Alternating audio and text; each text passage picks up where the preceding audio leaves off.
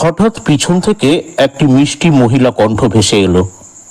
তুমি অর্কদা না? কণ্ঠস্বর শুনে অর্ক অবাক হয়ে পিছনে তাকালো। মুহূর্তেই তার চোখ বিস্ময়ে বড় হয়ে গেল। অনন্যা!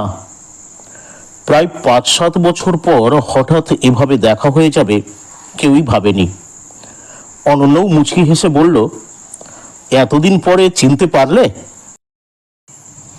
অর্ক হেসে বলল, তোমাকে না চেনার প্রশ্নই ওঠে না। পাহাড়ি রাস্তা ধরে দার্জিলিংগামী একটি বাস ছুটে চলেছে। অর্ক তার নিজের সিটে বসে জানালা দিয়ে বাইরে তাকিয়ে আছে। বাইরে মেঘে ঢাকা পাহাড়, সবুজ চা বাগান, পাহাড়ি ঝর্ণা আর ক্ষিপ্র গতিতে বয়ে চলা তিস্তা নদীর মনোমুগ্ধকর দৃশ্য। অনন্যা অর্কের পাশের সিটে এসে বসল। শুরু হলো বহুদিনের জমে থাকা গল্প, কলেজ জীবনের স্মৃতি, বন্ধুদের কথা, হারিয়ে যাওয়া দিনগুলোর গল্প। সব মিলিয়ে সময় যেন উড়ে যেতে লাগলো। দুজনেই বুঝতে পারলো এত বছর পরেও তাদের কথার শেষ নেই। এর মধ্যে দার্জিলিং পৌঁছানোর আগেই আকাশ কালো করে এলো। শুরু হলো ঝুম বৃষ্টি। দুজনের কারো কাছেই ছাতা ছিল না, তাই বাস থেকে নেমে দুজনেই ভিজতে ভিজতে হাঁটতে লাগলো। বৃষ্টির ফোঁটাগুলো যেন পুরনো স্মৃতিগুলোকে আরো জীবন্ত করে তুলছিল। অনন্যা যেন তার শিশু সুলভ আবেগে বৃষ্টির ফোঁটাগুলিকে দুহাত ভরে ধরার চেষ্টা করতে লাগলো। অনন্যা হেসে বলল, মনে আছে অর্কদা, কলেজ থেকে ফেরার সময় একদিন এমনই বৃষ্টিতে ভিজেছিলাম? অর্কও হেসে উঠল।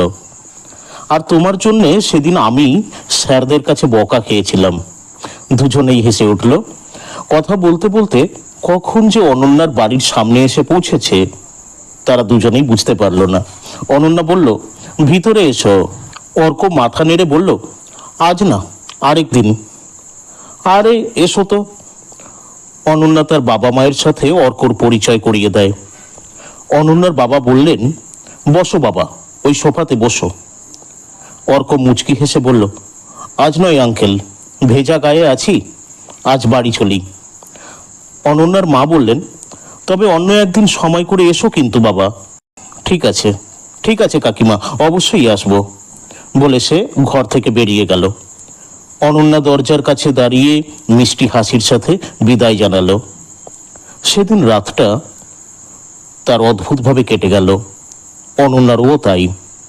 দুজনের হঠাৎ সাক্ষাৎ হওয়ার মিষ্টি মুহূর্তগুলো যেন মনে প্রাণে এক অদ্ভুত আনন্দের শিহরণ জাগাচ্ছিল।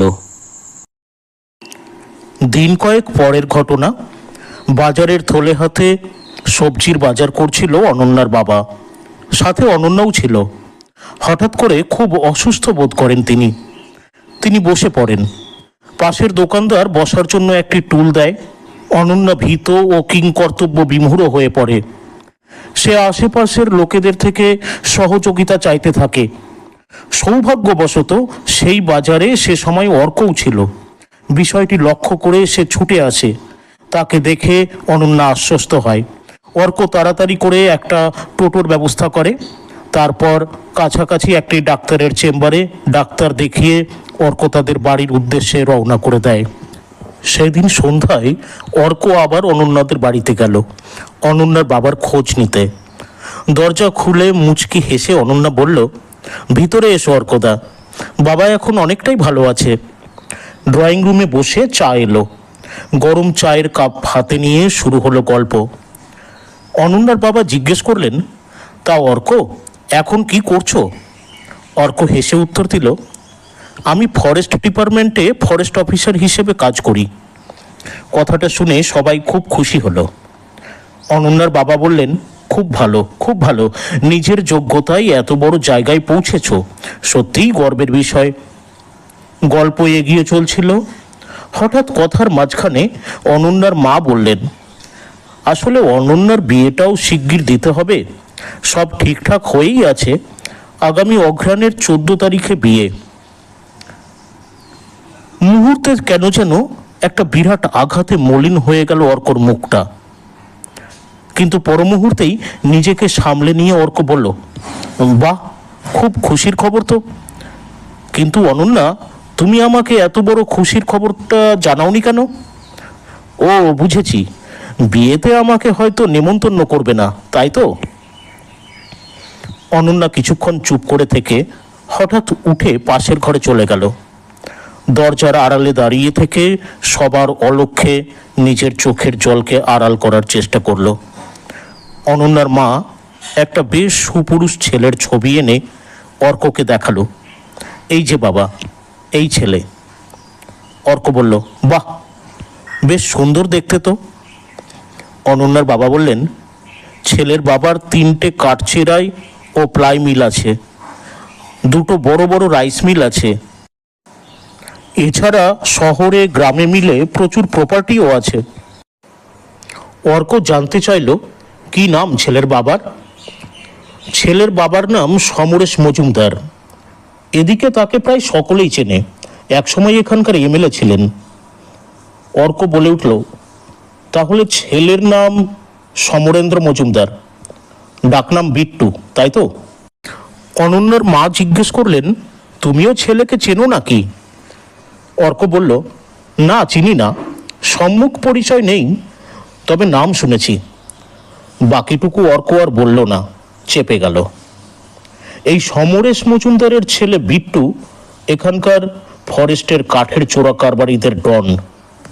এই কারবার যাতে বন্ধ হয় তার দায়িত্ব নিয়েই এখানকার ফরেস্ট রেঞ্জে অর্ককে পাঠানো হয়েছে। অনন্যার মা বলল, আমি একটু কফি নিয়ে আসি, তোমরা কথা বলো। না না কাকিমা, অনেকক্ষণ হলো, আজ আসি। অনন্যার বাবা বললেন, এই না না, বসো তো, আমিও কফি খাবো, তোমার সাথে কথা বলতে বেশ ভালো লাগছে। পাশের ঘরে একটা ফোন বেজে উঠতেই আঙ্কেল উঠে গেলেন। ড্রয়িং রুমে অর্ক একা বসেছিল। হঠাৎ ব্যালকনি থেকে অনন্যা ডাকলো, এখানে এসো অর্কদা, আমাদের এখান থেকে কাঞ্চনজঙ্ঘার ভিউ খুব সুন্দর লাগে দেখতে। অর্ক ব্যালকনিতে এলো। বাইরেটা ফুটফুটে জ্যোৎস্নার মিষ্টি ঠান্ডা আলোয় ভরে আছে। আজ কি পূর্ণিমা? হতে পারে। দূরে চাঁদের আলোয় বরফে ঢাকা কাঞ্চনজঙ্ঘার অপরূপ রূপ এক লহমায় মনকে মুগ্ধ করে দেয়। দুজনে মুগ্ধ হয়ে দাঁড়িয়ে দাঁড়িয়ে প্রকৃতির অপার সৌন্দর্য উপভোগ করছিল। আর সেই সাথে অর্কর মনের মধ্যে তোলপাড় চলছিল। গত কয়েকদিনের মধ্যে অর্ক ও অনন্যা একসাথে পার্কে ঘুরেছে, রেস্টুরেন্টে খেয়েছে, তবু অনন্যা একবারও তার বিয়ের কথাটা বলল না কেন? হঠাৎ অনন্যা অর্কর হাতটা চেপে ধরে ঝাঁকিয়ে দিয়ে একটু জোর গলায় বলে উঠল, অর্কদা, ও অর্কদা, কি ভাবছো? হঠাৎ করে অর্কর যেন জ্ঞান ফিরে এলো। হ্যাঁ, কি বলছো? অনন্যা বলল, বলছি কি ভাবছো? অর্ক অনন্যার দিকে তাকিয়ে বলল, খুব সুন্দর। কি? তুমি মানে তোমাদের ফ্যামিলি, মানে আর কি এখানকার পরিবেশ, প্রকৃতি, কাঞ্চনজঙ্ঘার ভিউ। একটু থেমে অর্ক বলল, আচ্ছা, তোমার বিয়ে ঠিক হয়েছে বলনি কেন? অনন্যা মলিন কণ্ঠে বলে উঠল, আমার ইচ্ছে নেই। কেন? ছেলে দেখতে সুন্দর, ধনী। অনন্যা বলল, সেটাই কি সব? আর এতদিন পরে তোমায় খুঁজে পেয়ে সত্যি খুব ভালো লাগছে অর্কদা, সত্যি তুমি খুব ভালো। অর্ক তার হাতের মধ্যে থাকা অনন্যার হাতটা শক্ত করে চেপে ধরে বলে উঠল, তুমিও। তোমাকে ভুলতে পারবো না। হাতে হাত রেখে নিজেদের অজান্তেই দুজনে দুজনের হৃদয়ের অনেক কাছে চলে এলো। দুটো হৃদয় বুঝতে পারল, কিছু সম্পর্ক সময়ের কাছে হারিয়ে যায় না, বরং সময়ই একদিন তাদের আবার এক করে দেয়।